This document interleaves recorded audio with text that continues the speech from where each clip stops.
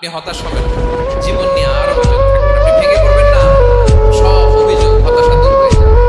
আমাদের জীবনে যত হতাশা, আমাদের জীবন নিয়ে যত অভিযোগ, আমাদের মনে যত কষ্ট, আমাদের হৃদয়ের ভেতরে যত অস্থিরতা, তার মূলে হচ্ছে এই সমস্যা যে আমরা ভুলেই গেছি আমরা পরীক্ষা দিতে আসছি।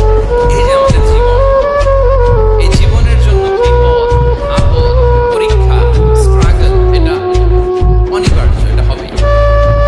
বিপদ নাই, কষ্ট নাই, আপদ নাই, অনিশ্চয়তা নাই, স্ট্রাগল নাই, এমনকি কেউ আছে এখানে কেউ কি হাত তুলে বলতে পারবে যে আমার জীবনে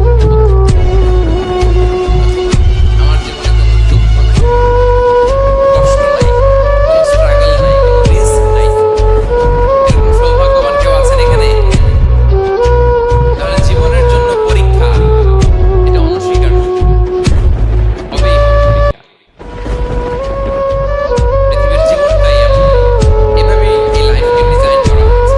পরীক্ষা থাকবে, এখানে বিপদ থাকবে, এগুলো উত্তীর্ণ হয়ে আপনাকে যেতে হবে। চির সুখ চির শান্তি, এটাই পৃথিবীতে হয় না। চির সুখ এবং চির শান্তির জায়গা হচ্ছে জান্নাত। চির সুখ এবং চির শান্তি কোথায়? এটা জান্নাতের বৈশিষ্ট্য। চির সুখ চির শান্তি, টেনশন নাই, ঝামেলা নাই,